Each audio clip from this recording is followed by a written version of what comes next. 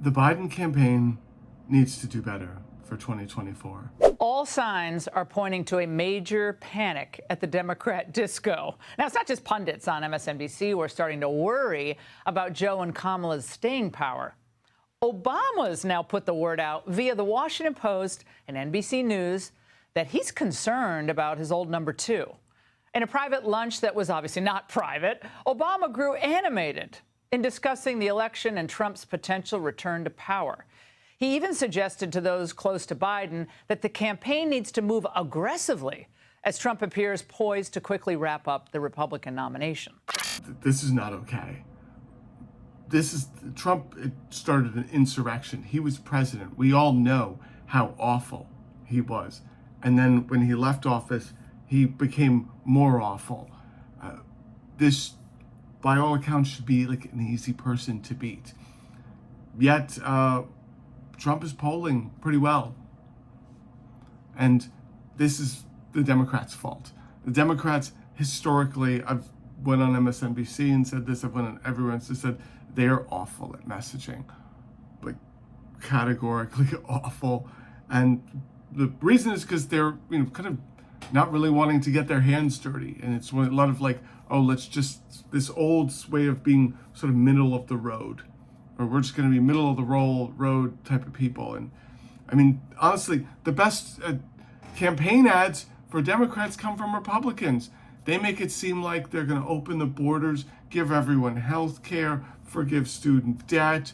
I was like, oh, like, wow, what an amazing platform. And then the Democrats are like, well, we're not doing any of that. But they make it seem like we're going to defund the police and all that.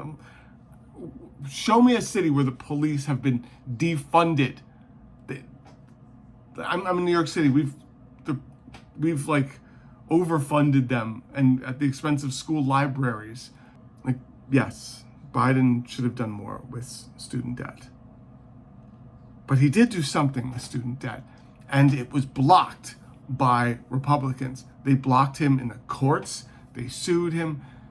He tried to do a lot for student debt and was, taken down by Republicans. So why are there no attack ads about this? I mean, the public consensus seems to be that Biden's done absolutely nothing for student debt. And you're like,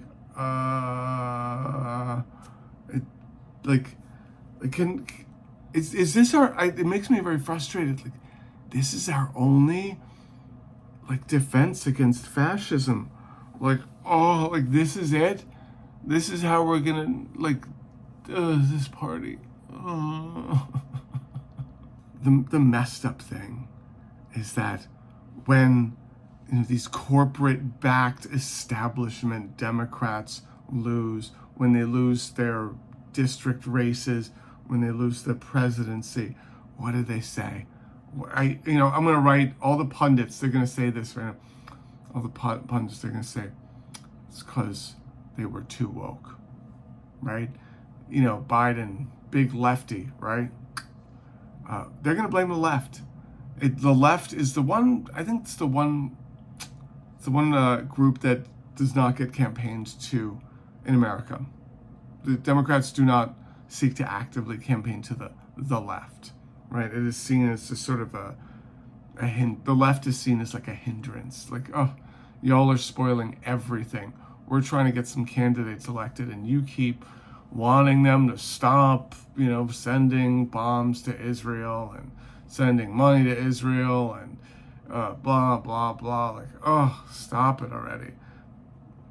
Can Biden, do something about Israel? Stop openly supporting Israel unconditionally? Are we going to lose the election because Biden just could not say no to Netanyahu or could not publicly say no to Netanyahu?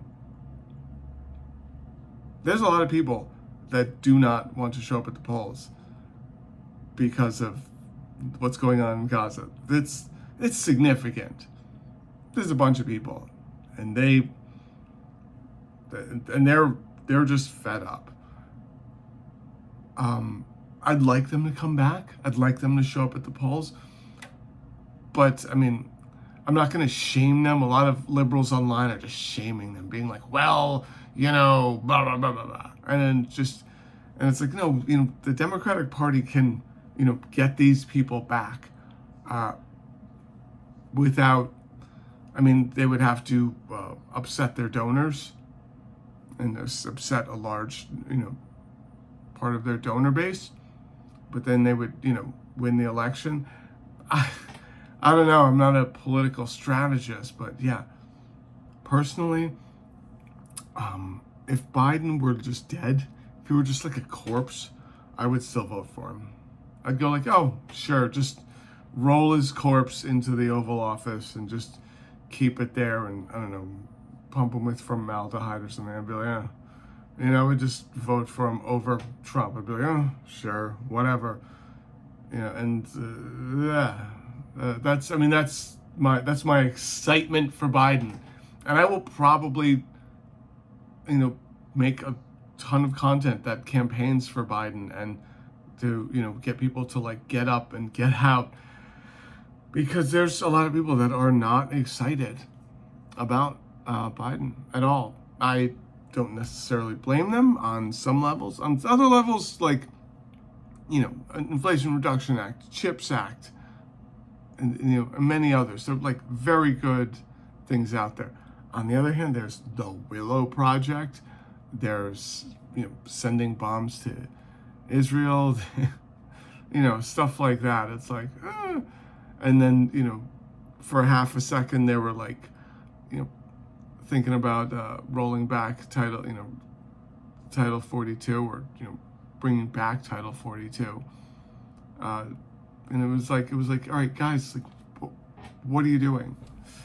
So yeah, I'm like, I get anxiety thinking about this next year. I'm like, ooh, like, is Biden gonna, like, is the Democratic Party gonna, like, get serious? Or are they gonna do their corporate backed, you know, blame woke culture and blame the left when they lose?